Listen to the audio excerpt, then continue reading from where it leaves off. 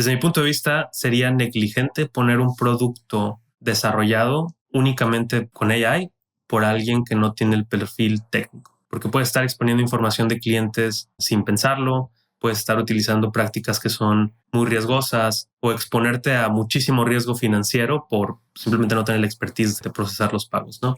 Yo creo que puedes llegar muy lejos ya que tienes las bases del producto, como amplificarlo y apoyar y apalancar la tecnología para hacer más, pero creo que en el punto que está actualmente no reemplaza y no confiaría. Probablemente no pondría mi dinero en un startup que tenga fundadores no técnicos, donde la estrategia sea solo desarrollar el producto de software con AI.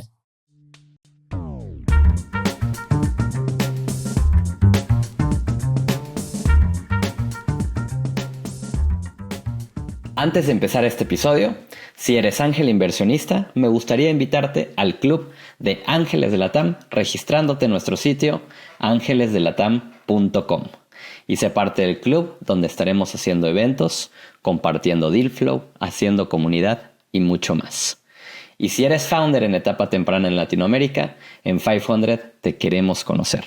Nuestra oferta hoy es de $300,000 y estamos evaluando compañías todos los días del año. Preséntanos tu startup en nuestro sitio latam.aplica.500.co.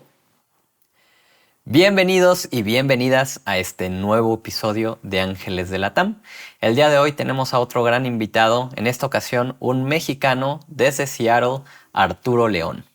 Quisiera agradecer antes de arrancar a Florian, co-founder de Hilos, por presentarme con Arturo para este episodio, porque justamente 500 está invertido en Hilos y también Arturo como ángel inversionista, así que eso nos trae a la conversación del día de hoy.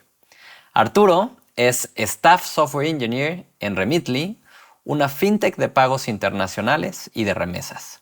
Si bien es de Guadalajara y ya lleva más de 10 años en Estados Unidos trabajando como ingeniero en compañías como Pangea, Money Transfer, Active Campaign, Stripe, Cash App y ahora Remitly, también es ángel inversionista. Obviamente, por eso lo invité a este episodio. Y él tiene ya más de 22 inversiones, entre ellas compañías como Hilos, Geekstack, Griffin, Plenty, Depot, Mika y Key. Arturo, mil gracias por acompañarme en este episodio. ¿Cómo estás? Muchas gracias a ti por la invitación y a Flo por la presentación. Muy bien, muy bien. Gracias. ¿Cómo te va? Todo muy bien también por acá, emocionado de platicar contigo. Hoy tenemos muchos temas en los que quiero profundizar. Creo que hay mucho para que platiquemos, pero como sabes, siempre me gusta arrancar con la historia de mis invitados. Así que cuéntanos, ¿cuál es tu historia? ¿Quién es Arturo León? Pues como comentaba, soy ingeniero de software y esto empezó desde muy chico. Por ahí de los 9 años fue cuando estuve muy interesado en todo lo de informática, computación, y fue cuando tuve mi primera computadora con internet. Y creo que eso fue como muy fácil de desarrollar el interés en aquel entonces, y casi todo lo que aprendí hasta entrar a la carrera fue orgánico. Tiendo en algo que tengo interés, a ahondar lo más que puedo, e irme por ahí. Entonces muchas de las cosas en las que termino envuelto terminan siendo orgánicas y solo a partir de interés cuando empiezo a andar en el tema. Desde chico siempre he estado interesado en negocios. Siempre he tenido como, quiero tener un side project. De niño era el que tenía ahí la mesita con dulces, nomás porque era algo que me interesaba y me llamaba mucho la atención encontrar formas de, no sé si era generar valor, porque pues en realidad el dinero no tenía nada que hacer con él de chico, pero siempre tuve ese interés. Incluso en la secundaria y la carrera tenía mis side projects y no siempre eran redituables, pero siempre ha sido como un interés muy profundo mío. Siempre me he visto a mí mismo más interesado en negocios que en sistemas, informática y programación, pero no he emprendido ningún negocio de tiempo completo fuera de ahí. Entonces, una de las formas de a lo mejor satisfacer esa necesidad es invertir en empresas en las que voy a tener una ventana a cómo están haciendo las cosas, a lo mejor involucrarme de alguna manera o apoyarlos. Entonces, creo que todo eso conecta muy bien en cómo he terminado en empresas con software, en finanzas, en negocios. Siempre intento buscar empresas que estén trabajando en un proyecto relativamente nuevo. A veces la empresa es muy grande y me gusta buscar alguna iniciativa en la que siento que voy a tener como mucho voy a estar muy involucrado y voy a tener mucha opinión y decisión en cómo se va a formar.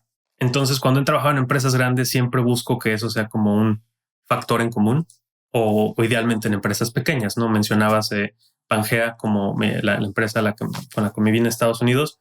Llegué antes de que tuvieran un producto, fui el segundo o tercer programador y ese tipo de emprendimientos o de negocios son muy emocionantes para mí, más allá del impacto o retorno económico, que siempre es factor, ¿no? Pero siempre te digo, me he visto más como interesado en los negocios que nada más, pero no lo he hecho por mi cuenta. Oye, Arturo, ¿y qué te lleva? Ahorita mencionabas que Pangea es con la que terminas yéndote a Estados Unidos, pero como un ingeniero en Guadalajara y que te diría que empezó a notar un patrón en muchos de los invitados ángeles inversionistas del podcast, ingenieros en Estados Unidos, latinos en Estados Unidos, trabajando para empresas de tecnología. ¿Cuál es tu historia? ¿Cómo terminas tú conectado con una empresa que te termina llevando de Guadalajara a Estados Unidos para tu primer empleo fuera de México? Uh-huh. Casi siempre he tenido un blog personal en línea que cada par de años reinicio y vuelvo a empezar y vuelvo a abandonar. Nunca he sido muy consistente con esa parte. Y en algún punto me interesé en pagos en línea. Quería conocer cómo funcionaban, cómo operaban, y tenía mi side project funcionando. No recuerdo específicamente cuál era en aquel entonces, pero fui a un banco y pedí información en, hey, quiero procesar con tarjetas de crédito en línea, cómo funciona, cuál es el procedimiento. Y pues con tanto tiempo disponible en mis manos en aquel entonces como estudiante y tan interesado y tanta insistencia, pues tuve acceso a eso que no es relativamente fácil, ni siquiera ahorita, a través de un banco. Y al final me dieron su guía de integración de banco, un PDF de 200 hojas, ¿no? Algo así. Y desarrollé una librería para integrar con eso. Y te hablo que el volumen de pagos que yo tenía era 1 o 2 al mes y eran casi pues por mí la curiosidad de cómo funcionaba todo y cómo podía cargar una tarjeta y terminaba en mi cuenta de banco. Entonces era puro interés de dónde vino.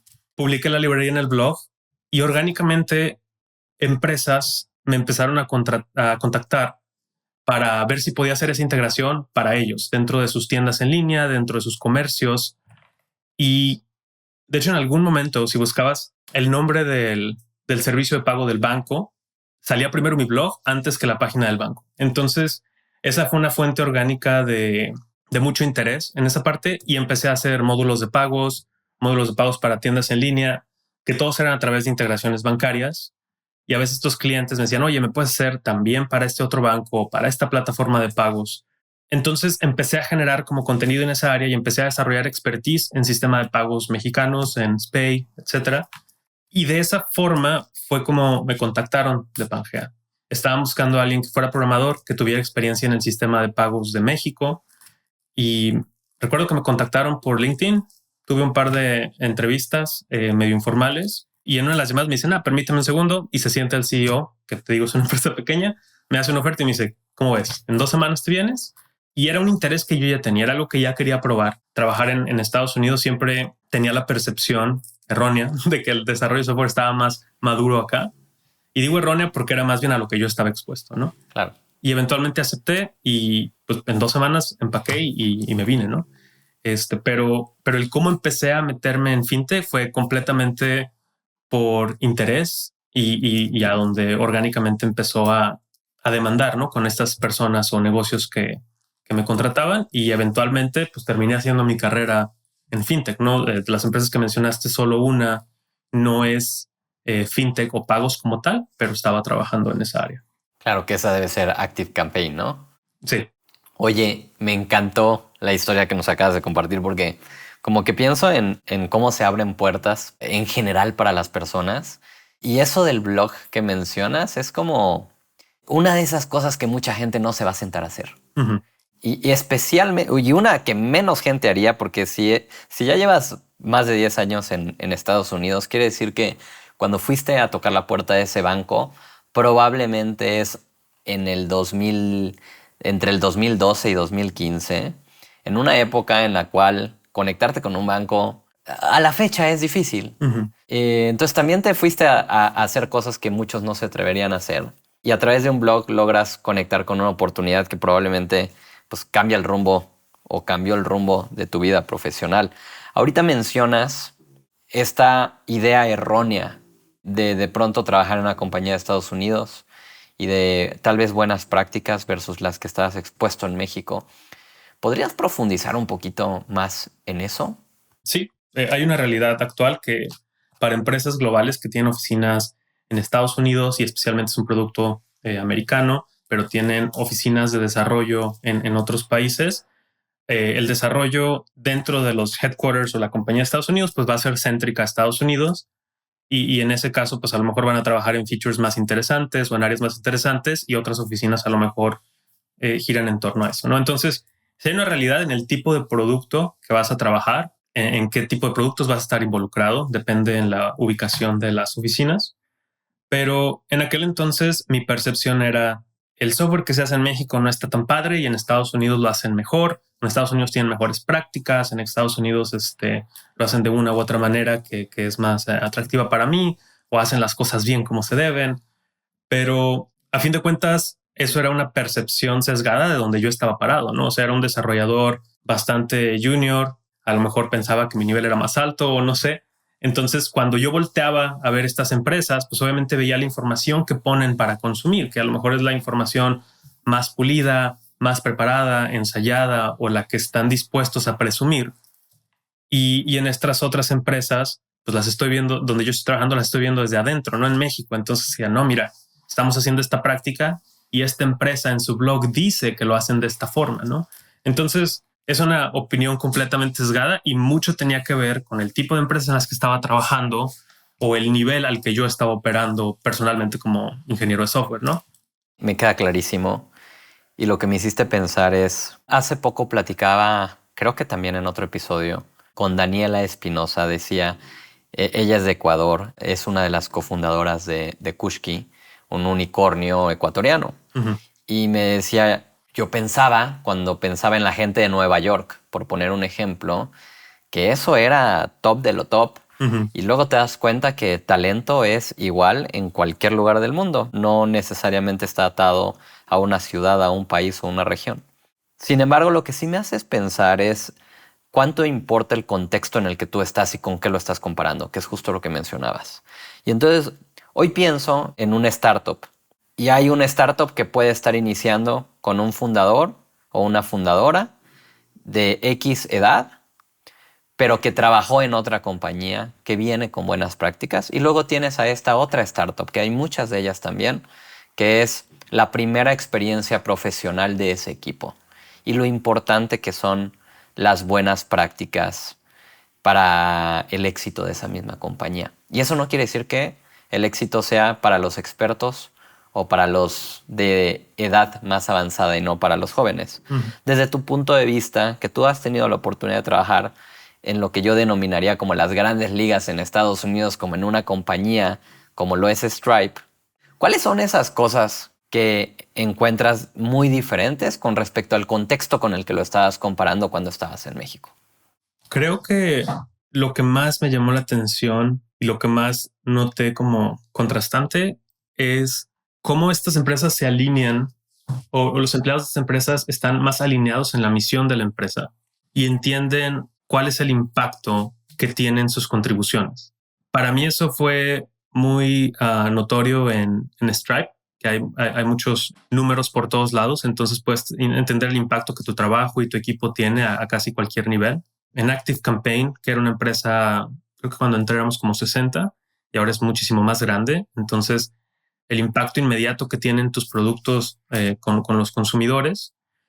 O en Pangea, que fue un producto de 0 a 1, donde pues entras y no hay más que un concepto y sale algo, pero estás más involucrado horizontalmente con varios departamentos, con varias áreas, con otros equipos, mientras que toda mi experiencia que tuve en la TAM era más como trabajar un poco más aislados y a una velocidad muy diferente. Sé que el tema de velocidad es casi específico de Silicon Valley, que sí hay una diferencia muy contrastante de las empresas que están ahí y las que no. Pero esa fue la parte que noté inmediatamente, ¿no? Por otro lado, notas la ausencia del factor humano que noto más en las empresas en México y que considero extremadamente importante pienso que es más fácil manejar conflicto con compañeros de trabajo, miembros de la empresa en México por ese factor social que existe que en Estados Unidos. Siento que eso es algo que está ausente acá, pero pues entiendo las complicaciones culturales que puede haber con ese tema y obviamente volviendo a lado, ese es mi punto de vista sesgado desde pues a lo mejor un inmigrante que no va a tener la misma perspectiva y visión. Me parece bien interesante ese punto que acabas de decir. Pensaría que es al revés. Pensaría que aquí porque hay una relación social, tal vez por ponerle esa etiqueta, Uh-huh. más fuerte entre los colaboradores, es igual a tal vez más fricciones o más conflicto. Pero mira, lo estás escribiendo al revés, me llama la atención. Sí, de hecho, yo la forma en la que lo percibo es que la cultura acá no está tan enfocada en resolver el problema, sino a evitar que escale, no evitar que se vuelva una discusión fuerte, evitar que tengan que hablar con managers para ese tema. Entonces, alguien termina concediendo pues, el punto de vista diferente que puedan tener o la parte con la que tienen reservaciones o pues me cambio de equipo y ya, ¿no? Siento que eso es lo que he visto más acá. Mientras que cuando tienes el aspecto social, y pues como dices, sí se presta más fricción, ¿no? Ya estás envuelto en más de un contexto laboral, ya se presentan más situaciones que pueden llevar a esto, pero siento que la resolución es muy diferente. Rara vez siento que termina siendo nomás como, ok, pues ya como tú quieras, ¿no? Evitar que escale. Siento que termina siendo como más conflicto, pero no sé, como que se resuelve, se sientan y platicas, o oye, a ver, ven, vamos a comer y platicamos. Siento que eso está más ausente acá y creo que esa es una diferencia significativa. Mi preferencia es como lo hacemos en México. Qué cool. Oye, y te interrumpí, algo ibas a complementar como un tercer punto.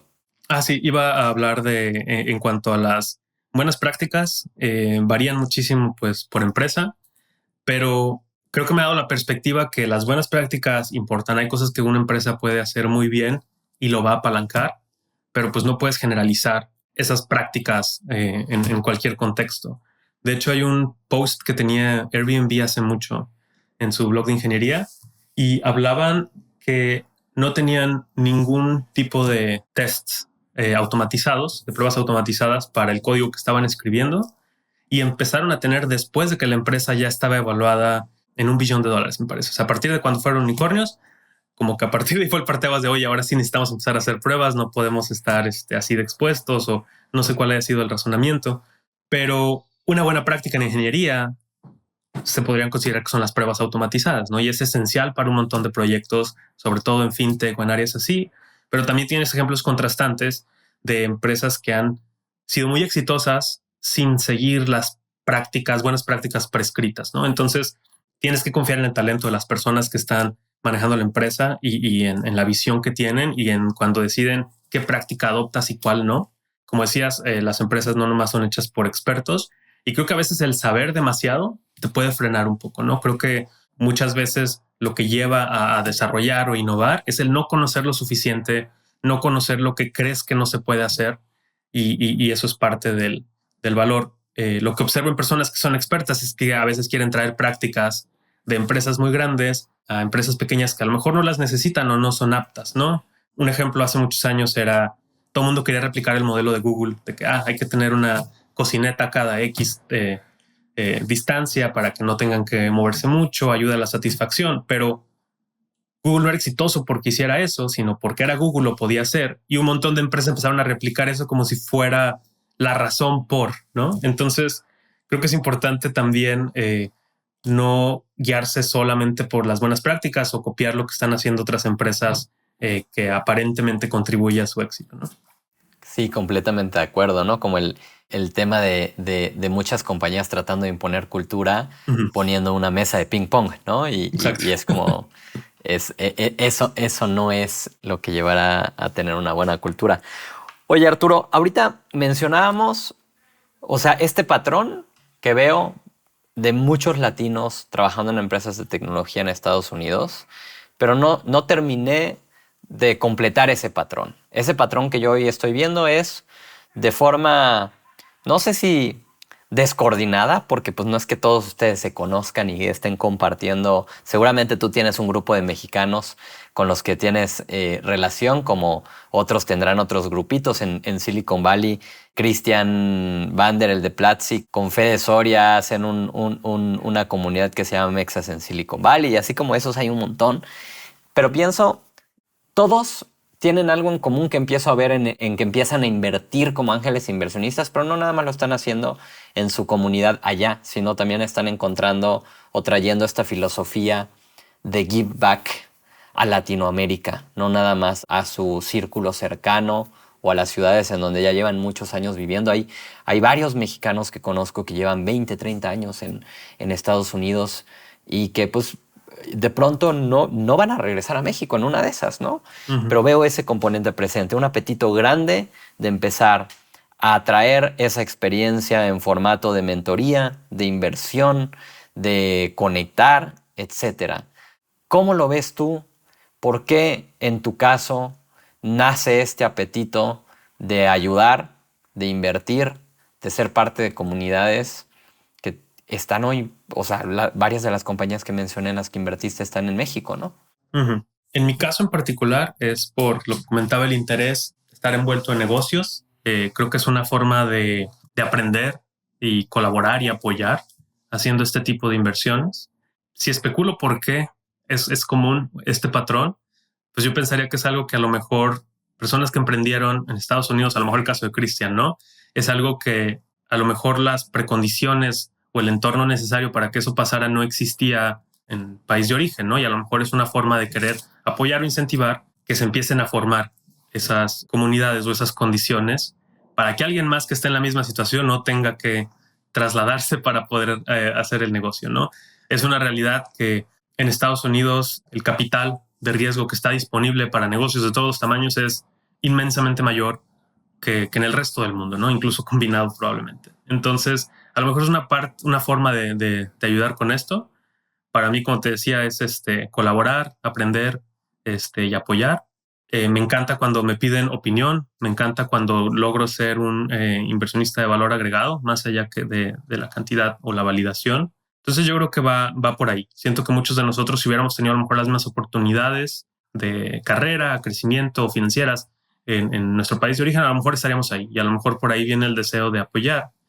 Y por otro lado, siento que también está más apalancado el impacto que podemos tener, ¿no? No es lo mismo escribir un cheque de, no sé, 5, 10 mil dólares para una empresa en Estados Unidos que para una empresa en Latinoamérica, ¿no? Representan cosas muy diferentes en cuanto a la cantidad y a lo mejor se siente que el apoyo es desproporcionado cuando se hace de esa forma.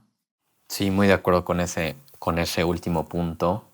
Me haces pensar, o más bien preguntarte, la motivación grande para ti es como estar cerca de negocios, mencionadas desde chico, tener un apetito por los negocios. Y hoy, conectado con esta comunidad, con 22 compañías en el portafolio, no puedo dejar de pensar por qué uno de esos caminos que a lo mejor tú tomaste no es emprender.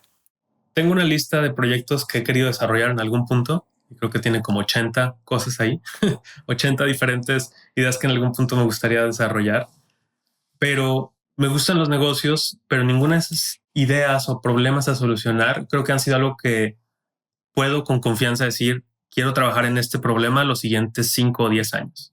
Y siento que sería injusto para las personas que me terminen apoyando en arrancar el proyecto o para mí de poner en riesgo mi carrera, decir, oye, voy a salirme de mi trabajo y empezar esto porque me quiero dedicar a estos 5 y 10 años cuando realmente no siento que va a ser el caso. Y siento que para los inversionistas sería deshonesto decirles que voy a emprender algo cuando en mi mente a lo mejor en 1 o 2 años voy a querer hacer otra cosa, ¿no? Entonces, siento que eso ha sido un factor. Y el otro es que, por suerte, mi carrera ha sido muy redituable financieramente.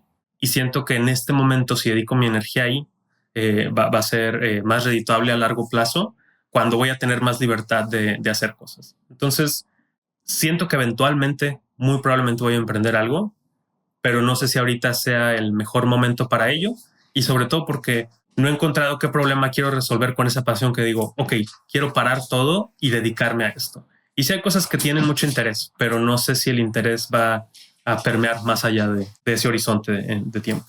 Qué buen punto acabas de traer a la conversación, Arturo, porque, a ver, no sé si todo el mundo cuando empieza a emprender se hace alguna de esas preguntas.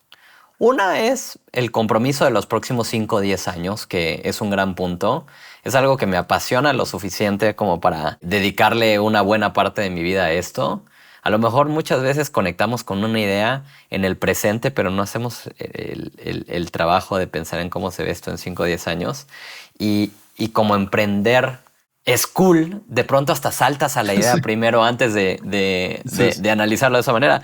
Pero el punto que me parece más importante y que tal vez viene desde un lugar, obviamente de este lado de la mesa como inversionista, es el compromiso de tomar capital de inversionistas. Y te diría que eso despierta, hay un tema en mi cabeza que a veces no sé si todo el mundo que toma capital realmente está entendiendo los compromisos que está adquiriendo al recibir ese inversionista. Y eso quiere decir, por poner uno allá afuera, que si recibiste dinero de un fondo como nosotros o cualquier vehículo de Venture Capital, en 10 años ese fondo va a tener que venir a tocarte la puerta para decirte, hey, ¿cómo liquidamos esto? Ujú, No el hecho de que sea riesgo quiere decir que esa pregunta no tenga que venir. claro. Tú como ángel inversionista y aprovechando que como parte de tu proceso de decidir entre estas 80 ideas no brincar a este compromiso, ¿cómo piensas alrededor de este tema también cuando estás escribiendo un cheque? Si del otro lado a lo mejor pecamos de no tener esta conversación y asumimos que todo el mundo entiende esa responsabilidad. Por el tipo de inversiones que hago, que podemos traer más en un momento, no siempre platico con el equipo o no siempre los conozco personalmente como para poder entender cuál es el horizonte que tienen, ¿no? Pero con las personas que he hecho la inversión directamente y que tengo esa oportunidad, es algo que intento juzgar con las pláticas que estoy teniendo con ellos. A veces lo puedo preguntar directamente y entender un poco más del roadmap y el problema que quieren resolver, ¿no? A veces simplemente entendiendo cuál es el problema que tienen en mente, te das cuenta de la ambición y todo el trabajo que están percibiendo que tienen que hacer, ¿no? A veces, si pensamos en Google en aquel entonces, ¿no? Su misión era como organizar la información mundial.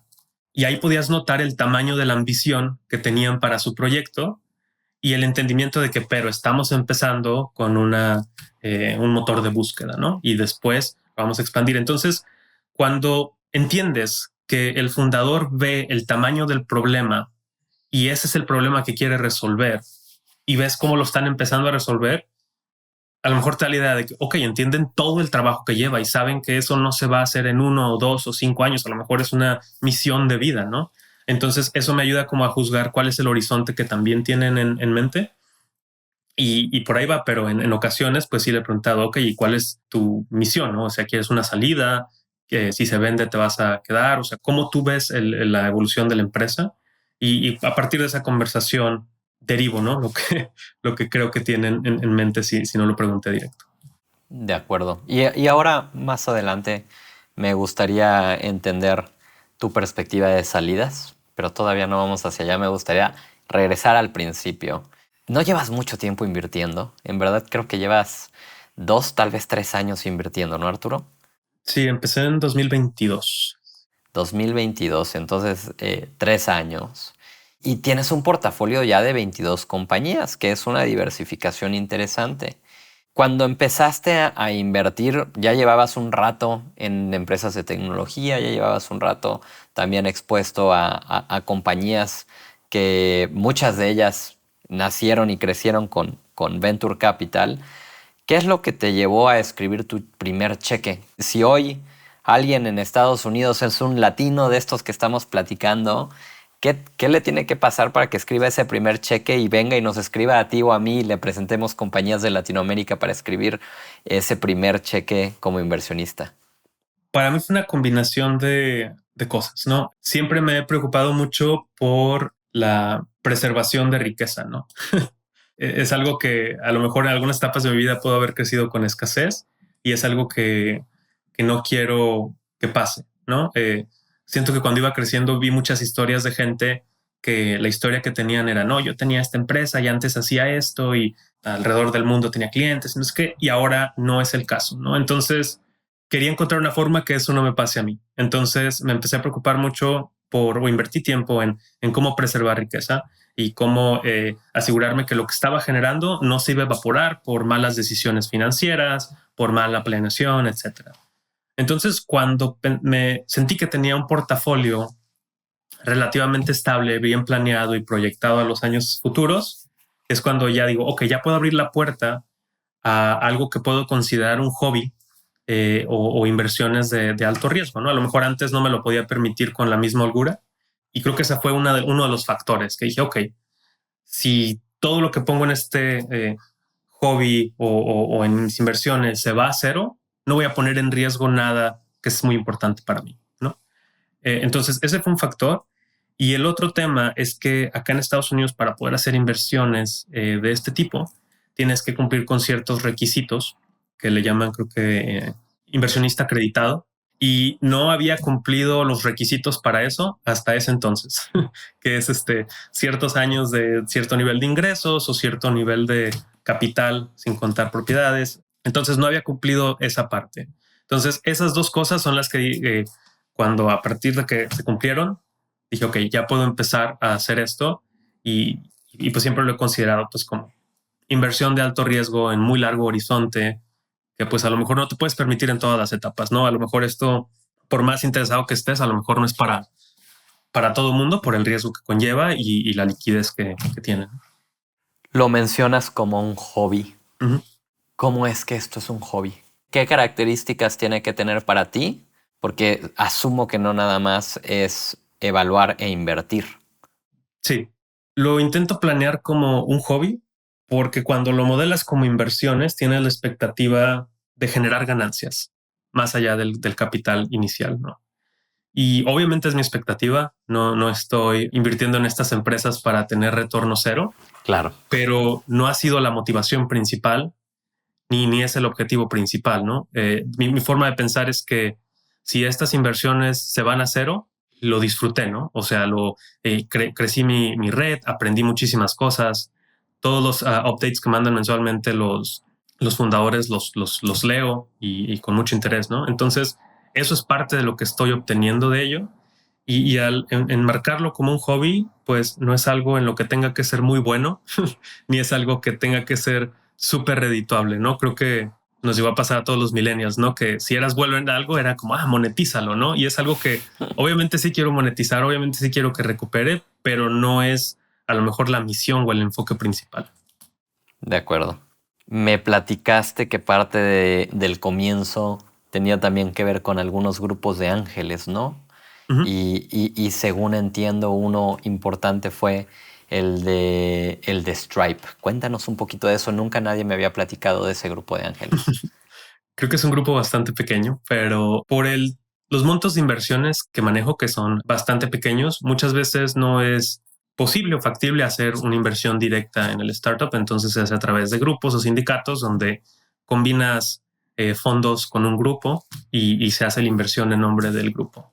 En los canales de Slack de Stripe, alguien está hablando de inversiones y por ahí empezó la conversación. Personas empezaron a mostrar interés y se formó como grupo informal de inversionistas ángeles en Stripe. Y prácticamente es un grupo de Telegram donde compartes deal flow, experiencias. En algún momento nos estábamos juntando cada mes, me parece, pues para platicar y discutir esto. A veces iban fundadores a pitchar, todo esto en línea, ¿no? Y a partir de ahí empecé a conocer otros grupos en los que me fui involucrando.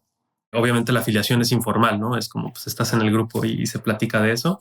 Y varios de las empresas que he invertido fueron a través de ahí, ¿no? De los startups, fueron a través de ese grupo. Y varias de las inversiones también han sido en ex empleados de Stripe, que alguien mismo ahí menciona el proyecto y ha sido bastante interesante por la conexión que tienes con las personas que están ahí. Un montón de los que están en ese grupo los conozco personalmente o trabajé con ellos y siempre es un gustazo poder invertir en proyectos que colaboradores o compañeros están empezando.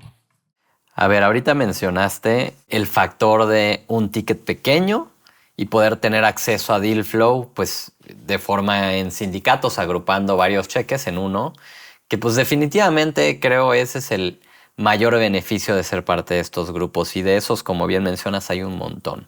Como para poner el ejemplo en específico de este en el que tú participas, ¿cuál es el tamaño de un ticket que logran meter como grupo y cuál es el ticket promedio que tú estás haciendo a título personal? Como grupo varía mucho porque por suerte pues Stripe ha crecido bastante, entonces en ese grupo hay peces de todos los tamaños, ¿no? Entonces siento que muchas Hay veces, capacidad. exacto, entonces muchas veces empiezan con el mínimo que queremos juntar es 50, $100,000, pero en lo que termina varía mucho de ahí, ¿no?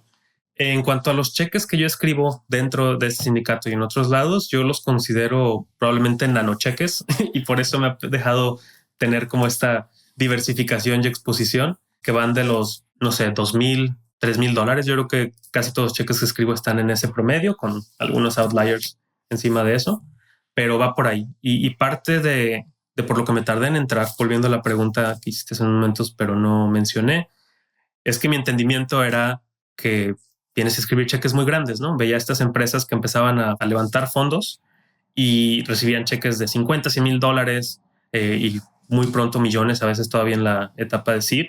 Y yo pensaba que ese era el tamaño de la inversión que tenías que hacer. No conocía más de eso, ¿no? Y ese tiempo que me tomó en entrar era porque no conocía que esto era una posibilidad, ni conocía las estructuras que te permiten hacer esto. A ver, pero sí hay una realidad que el tamaño de ticket va a impactar en algunas cosas y el sindicato podría resolver varias de ellas.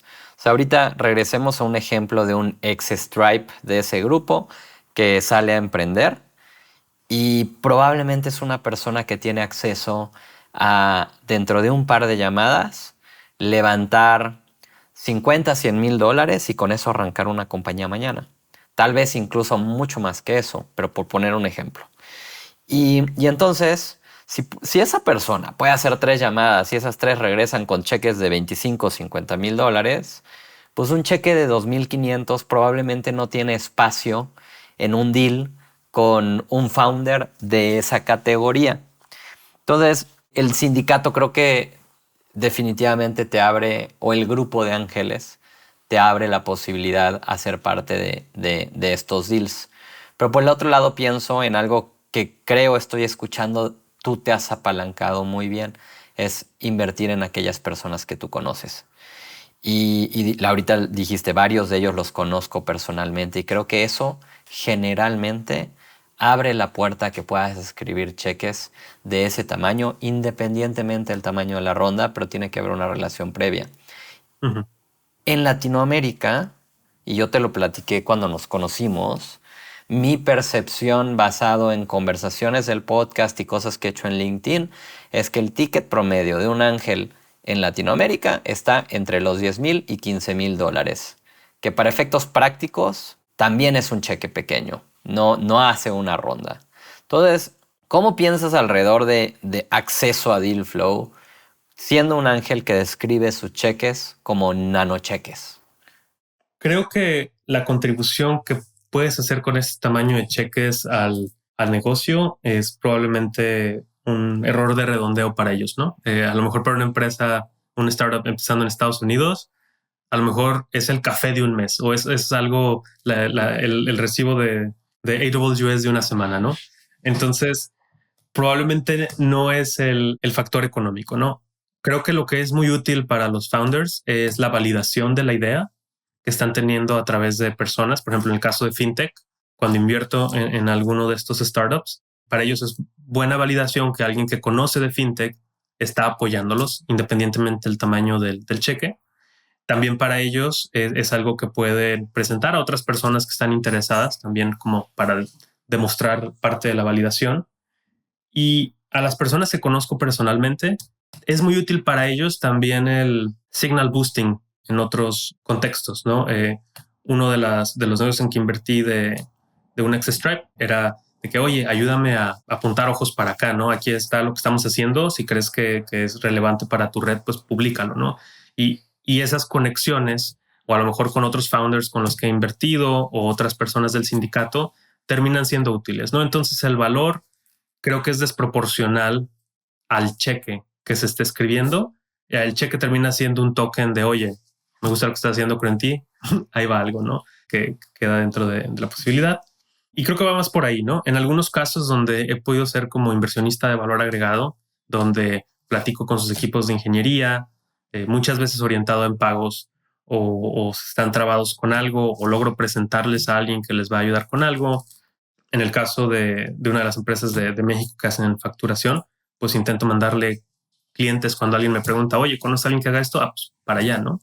Y ese valor, a lo mejor el ingreso que van a obtener de un solo cliente en un año es mucho más alto que lo que yo pude haber puesto en el cheque y ahí no tiene ningún compromiso, ¿no? de inversión. Entonces, creo que ese es el valor que pueden obtener inicialmente las empresas a través de sindicatos. Y por otro lado, para mí, como inversionista a través de un sindicato, pues me estoy apoyando en la red de quien está organizando el sindicato, me estoy apoyando en su due diligence y en su negociación para la evaluación o lo que se tenga que hacer. Entonces también para mí no lo hace un proceso tan involucrado, ¿no?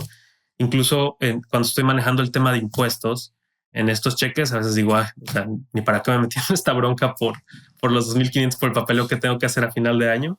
Entonces ya me imagino cómo será para ellos, ¿no? Que debe ser todavía más insignificante el monto. Creo que va por ahí, pero es la percepción que tengo. Entonces, a través de sindicatos también representa menos inversión de tiempo para mí y menos inversión de tiempo para ellos, ¿no? No tienen que andar persiguiendo firmas, no tienen que dedicarle el tiempo necesario a todos estos nanoinversionistas y nos da exposición, nos da la ventana, participación y poder apoyar de otras formas.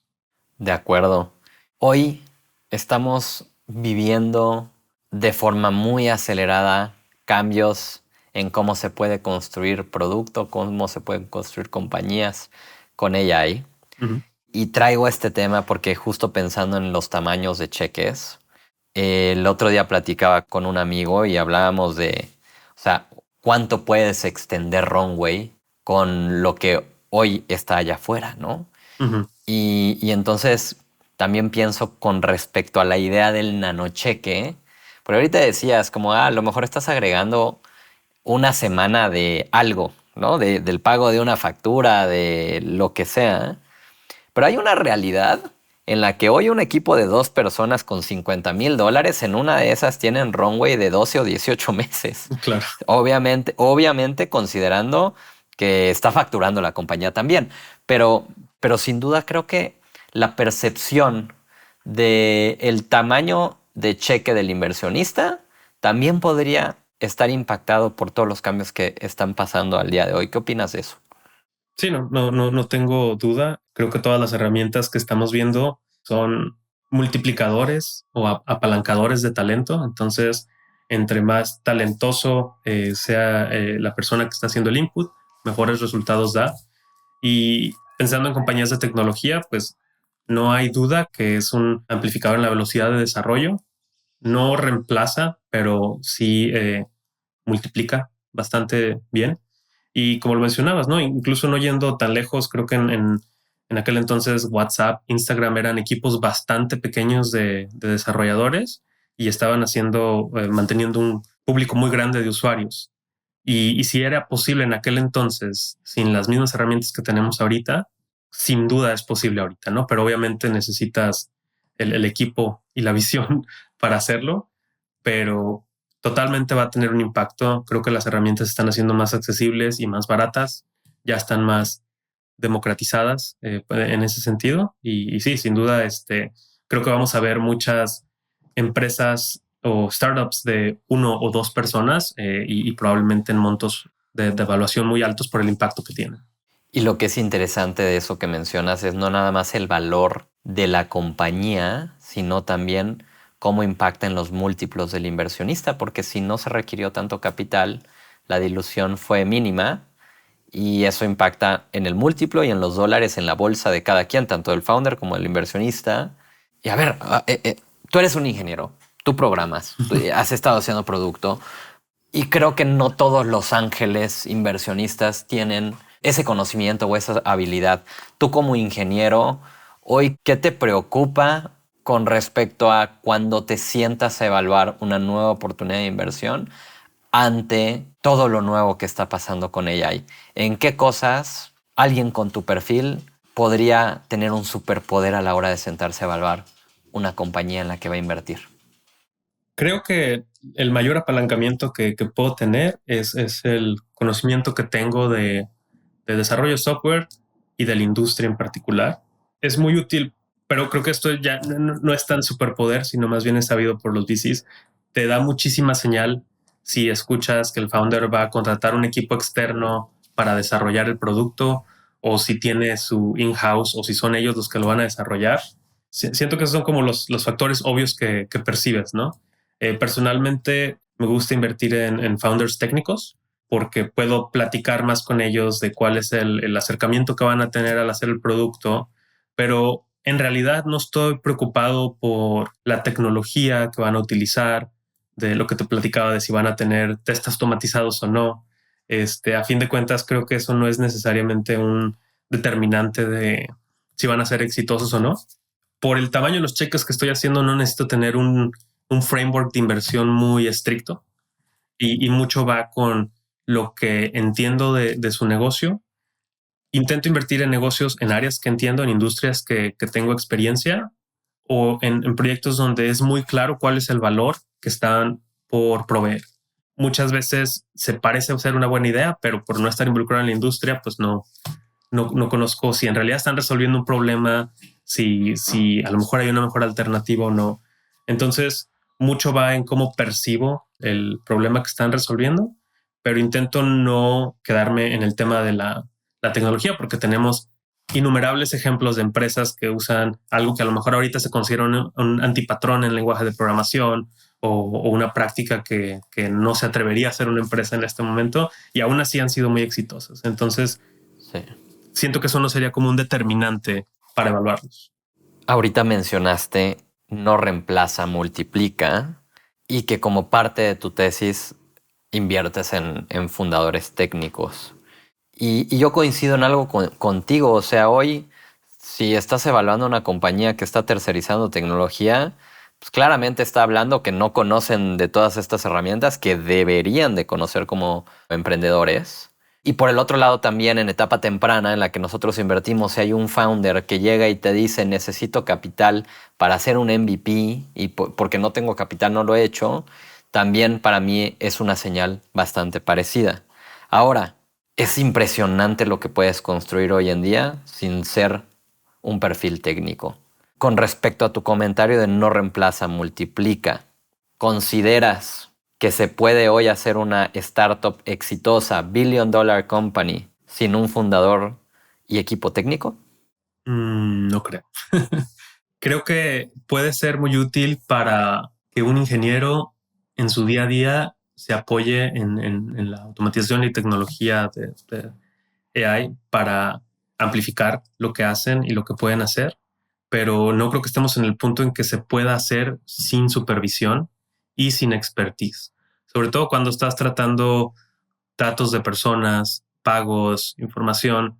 Hay muchas cosas que inteligencia artificial no va a considerar, que son completamente necesarias. Y yo creo que desde mi punto de vista sería negligente poner un producto desarrollado únicamente con AI por alguien que no tiene el perfil técnico, porque puede estar exponiendo información de clientes sin pensarlo, puede estar utilizando prácticas que son muy riesgosas, o exponerte a muchísimo riesgo financiero por simplemente no tener la expertise de procesar los pagos, ¿no? Entonces, yo creo que puedes llegar muy lejos con prototipos, avanzar, o ya que tienes las bases del producto, como amplificarlo y apoyar y apalancar la tecnología para hacer más, pero creo que en el punto que está actualmente no reemplaza, y no confiaría, probablemente no pondría mi dinero en un startup que tenga fundadores no técnicos, donde la estrategia sea solo desarrollar el producto de software con AI. Yo estoy de acuerdo contigo. La pregunta la tenía que hacer de todas formas porque, a ver, tienes razón en el multiplica, pero si no tienes nada que multiplicar, entonces no sé si te estás apalancando esto de la forma correcta. A mí lo que últimamente más me ha gustado ver son equipos en donde veo una dupla de founders comenzando una compañía, porque eso tiene un costo muy bajo en salario, solamente 2 personas, en donde tengamos el perfil ese técnico, que es muy bueno técnicamente y que hoy está multiplicando su capacidad con AI. Y por el otro lado tienes al que tiene el complemento de negocio, de hostler, de vendedor, etcétera, pero que además está programando también. Que hoy toma Cursor y hace a lo mejor la parte del front, mientras que el técnico está haciendo toda la parte que hay detrás, que es la que requiere la sofisticación que mencionas. A mí ese combo es el que hoy me encanta y creo que es un equipo que tiene la capacidad de ir 10 veces más rápido. Y si hay otro equipo que no tiene eso, pues estás yendo 10 veces más lento y no puedes competir hoy en día. No, y el ejemplo que pones es bastante aplicable porque pues tienes la persona que a lo mejor está más del lado del negocio y a lo mejor entiende un poco de los conceptos de programación, pero ya puede operar independientemente en actualizar el sitio web o los landing page o preparar información que viene pues de la base de datos que no podría hacer sin depender del otro co-founder técnico, ¿no? Entonces como que completamente desbloqueas que puedan operar independientemente y no elimina el puesto técnico, pero le da independencia al otro lado.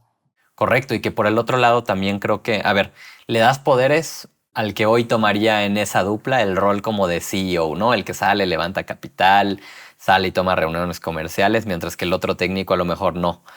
Pero algo que es importante es que también el técnico, si está viendo del otro lado ese complemento, se convierta también en alguien muy business savvy, ¿no? Además de solamente apalancar su capacidad técnica. Sí, sí, claro. O sea, la herramienta de AI no nomás le da poderes técnicos a los no técnicos, le da otro tipo de habilidades a los técnicos que a lo mejor no están desarrolladas, pulidas o bien entendidas, ¿no?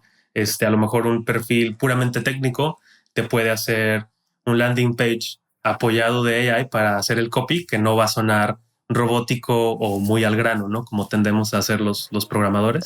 Entonces, siento que beneficia y los dos lados le pueden sacar mucho beneficio a la herramienta.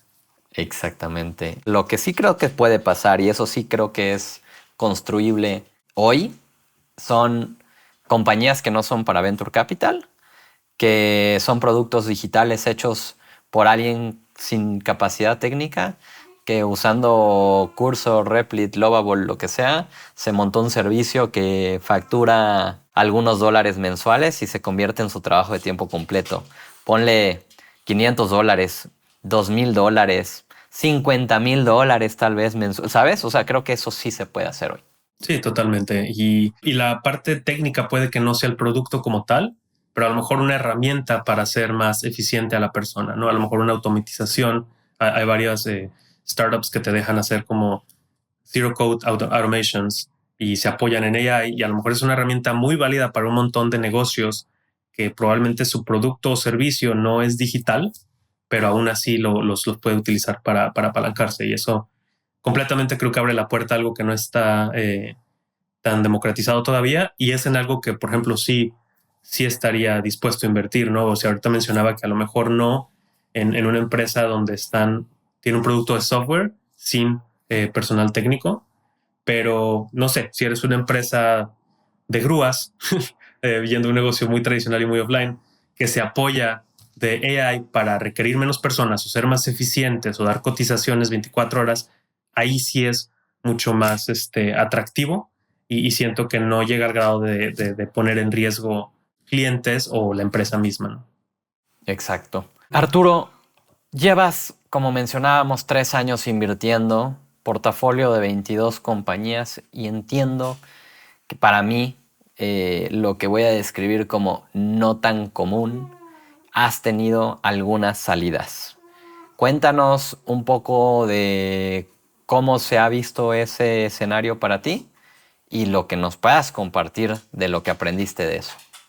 Sí, de hecho, fue algo inesperado para mí. Hasta ahorita he tenido 4 salidas. Una fue con distribución de capital, es decir, después de que la compañía fue adquirida, regresaron a los inversionistas la inversión más la ganancia equivalente. Dos de ellas fue adquisición con stock. Entonces, prácticamente cuando fueron a través del sindicato, pues nos cambiaron el equity del startup por el stock de la empresa que lo adquirió. En los dos casos fue casi 1-1, ¿no? Entonces, el equipo trabajó un par de años en el producto y terminó siendo adquirido más o menos por lo que recibieron de capital años anteriores, ¿no? Pero definitivamente cuando empecé en esto, mi horizonte siempre ha sido de 7, 10 años para empezar a ver algo. Y también viene de la experiencia que en empresas que trabajé, pues eso se tardaron o se han tardado o no han salido a público o tenido un evento de liquidez. Entonces, ese es como el horizonte que tenía en mente, y ver estos relativamente tan pronto fue inesperado, pero también ha sido como interesante las condiciones en las que se adquieren o los términos con los que se adquieren, que satisface mucho la parte de la curiosidad que tengo por negocios en general. Y por otro lado, cuando recibes la cantidad que invertiste 2, 3 años después, no resulta tan satisfactorio, y a veces siento que me hubiera gustado ver a lo mejor un múltiplo más grande dentro de 5 años, que ver esa salida relativamente positiva tan pronto, ¿no? Siento que no es algo deseable tampoco para los fundadores.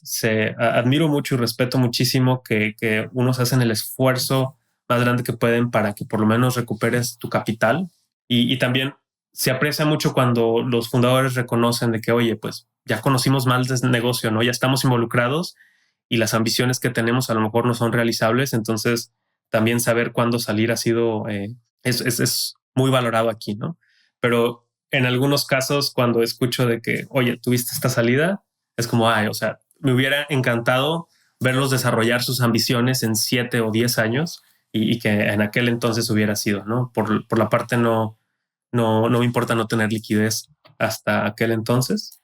Pero sí, definitivamente por el tamaño del portafolio y el número de salidas es algo que también para nada esperaba. Yo esperaba que iba a tener salidas con varios múltiplos en el futuro o nada. Buen punto ese que mencionas, ¿eh? Porque, a ver, pongámonos en los zapatos del founder.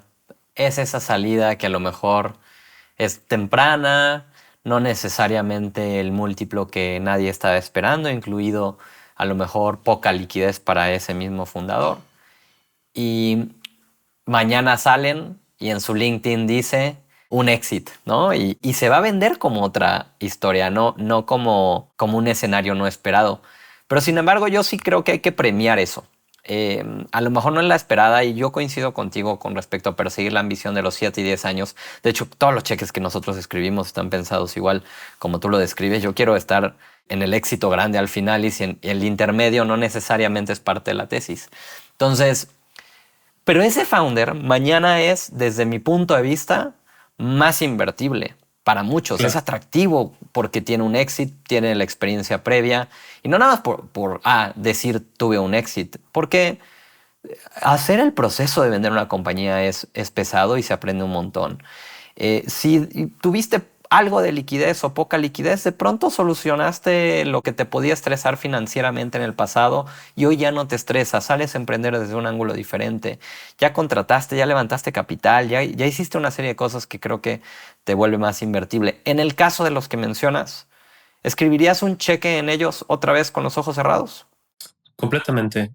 Creo que en los casos que he visto, el que decidan ir de una u otra forma muestra también el respeto que tienen a las personas que creyeron y apoyaron, ¿no? Porque podrían decir, no, pues vamos a hacer la lucha otro año, pero pues quién sabe, ¿no? O no estamos seguros de que pegue.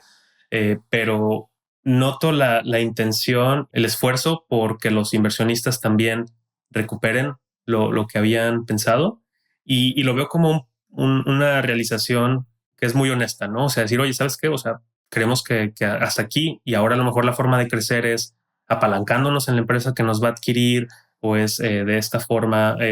Entonces, se aprecia mucho que intentar algo que ya probablemente no va a dar frutos, ¿no? De que digas, no, vamos a intentar ahora esto y ahora esto y ahora esto, no más por el motivo de intentarle a ver si se puede recuperar más, ¿no? Casi como haciendo apuestas.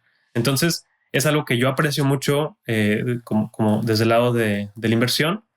Y como dices, el aprendizaje que tienen en ese proceso, el trabajar con VCs, la red que crearon, eso es invaluable, ¿no? Y muchas veces es necesario para poder hacer algo de mucho más impacto. Creo que muchísimas de las empresas que vemos y que decimos, es un éxito de la noche a la mañana, pues traen 3 o 4 empresas atrás que intentaron y todos esos aprendizajes componen al impacto que van a tener más adelante. Exactamente. Me encantó tu respuesta, el completamente, y no lo pensaste ni un segundo. Sí. Ok, Arturo, ya nos estamos acabando el tiempo y tengo 2 preguntas más para ti. La primera, bastante sencilla. Creo que en la conversación podemos interpretar un poco de tu tesis, pero si no la pudieras describir, ¿cómo la describirías con respecto a etapa, región, industrias, ticket promedio? Ya lo hablamos. Principalmente intento invertir en empresas de Estados Unidos o Latinoamérica, porque es donde siento que voy a tener un poco más de entendimiento del entorno del problema que van a resolver, pero no estoy cerrado a nada fuera de las regiones con sanciones. Quisiera invertir más en México y Latam, pero apenas estoy empezando a tener ese deal flow por las relaciones que he estado formando. Como te comentaba, pues parte de lo que veía aquí era de los sindicatos y grupos que son pues, dentro de Estados Unidos. Intento invertir en industrias que entiendo, que han sido mucho a través de fintech y desarrollo y herramientas de desarrollo, o donde veo que están resolviendo un problema que entiendo, que identifico o que he visto. Entonces, cuando es para mí evidente el valor que proveen, eso es algo que determina mucho mi interés o no. Y por otro lado, cuando tengo la oportunidad de hablar con los founders, también eso tiende a ser un factor. No me gusta entender cómo van a resolver el problema y cómo lo ven y cuál es el tamaño y el horizonte que tienen para ese problema. Por el tamaño de los cheques, para mí la evaluación no termina siendo un factor tan significativo de negociación o ni siquiera termina siendo una negociación, especialmente a través de sindicatos, eh, donde veo que puedo ser un inversionista de valor, intento que se realice, ¿no? Porque ahí siento que no nomás estoy poniendo dinero, sino que realmente puedo tener un impacto con ellos. Entonces, va por ahí más mi tesis que por la etapa o la evaluación. La mayoría de mis inversiones han sido en seed, pre-seed, entonces muy, muy tempranas, pero no me voy tanto por los números. Una, porque no soy un inversionista que consideraría sofisticado en el tema, y otra, porque por el tamaño de la inversión, a lo mejor no vale la pena que invierta mi tiempo en esa parte de la inversión. Bueno, con eso nos queda clarísimo, Arturo, y espero que a lo mejor el podcast pueda ayudar a que tengas más deal flow de México y Latinoamérica para que podamos tenerte con más presencia latina en tu portafolio. Y con eso ir cerrando el episodio, Arturo, me encantaría preguntarte la pregunta con la que cierro todos los episodios con los invitados, que es que nos puedas contar uno de los momentos más emocionantes o más difíciles que han marcado tu carrera, tal vez como profesional o como ángel inversionista. Creo que uno de los momentos más gratificantes que he tenido como inversionista, apoyé a una startup en el tema de pagos. Estaban teniendo muchísimo fraude, porque pues el fraude de pagos en línea en México y Latinoamérica es altísimo en proporción, y pues prácticamente las startups se tienen que hacer expertos en pagos para poder efectiva y eficientemente manejar el ingreso de fondos en ese tema. Y este startup estaba teniendo bastante fraude y estaba costándoles pues dinero de otros inversionistas, ingresos y runway por los números que tenía. Entonces, con ellos fue muy gratificante que después de hablar con ellos 2 o 3 veces, podíamos ver el impacto y el declive en el fraude y en los montos que estaban impactándolos, ¿no? Entonces, ahí siento que mi impacto fue desproporcionado al tiempo que dediqué y al monto que invertí. Y pues me dio mucho gusto que eso se traduce en runway para ellos, se traduce en más tiempo, se traduce en más oportunidades y probablemente este es dinero que pues, termina en manos de los empleados, ¿no? Entonces fue extremadamente gratificante y fue una realización de que, oye, pues estos startups no tienen acceso a lo mejor a esta información o ninguno de sus desarrolladores todavía tiene este expertise. Y de las 2 a las 3 sesiones que tuvimos para la última ver el resultado fue extremadamente satisfactorio. Y creo que si pudiera hacer eso para cualquier founder, yo creo que podría hacerlo descontando el incentivo económico de las potenciales salidas a futuro. Qué cool. Justo creo que refleja lo que mencionabas a mitad de la conversación de la disparidad entre el tamaño de cheque con el valor agregado. Y muchas gracias por compartirlo. En verdad creo que me hace pensar con respecto a la pregunta que te hice de si verdaderamente, porque creo que es una interpretación generalizada, de si verdaderamente el tamaño de cheque es lo que te compra acceso a los buenos deals. Y sin duda creo que debería de estar mucho más al valor agregado. Difícil de percibir cuando no conoces a lo mejor al ángel. Y también espero que a través de estos episodios en donde los ángeles que invitamos cuentan sus historias podamos también transmitir eso. Así que gracias por compartir con nosotros, Arturo. Con esto vamos cerrando este episodio. Si alguien quisiera presentarte su compañía, platicar de inversiones o conocerte, ¿cuál es la mejor forma de encontrarte o contactarte? Probablemente a través de mi blog, arturoleon.net. Por ahí está mi correo y ese dominio lo voy a mantener de aquí en adelante y me encantaría escuchar de las propuestas y proyectos que otras personas traen. Y gracias por la plataforma. Para mí, creo que es importante presentar una metodología alternativa donde pues, puedes demostrar que no hay tamaño de cheque o filosofía o estructura necesaria para poder ser partícipe con la comunidad y proveer valor a los founders. Completamente de acuerdo. Pues nuevamente, gracias por acompañarme en este episodio, Arturo. Para todos los que nos escuchan, como en cada episodio, les recuerdo, yo soy René Lomelí, soy partner en 500 y como saben, estamos invirtiendo en etapa temprana en Latinoamérica. Nuestra oferta es de $300,000 y nos encantaría conocerte. Me puedes encontrar en LinkedIn, escríbeme si te interesa y te digo cómo podemos evaluar tu compañía.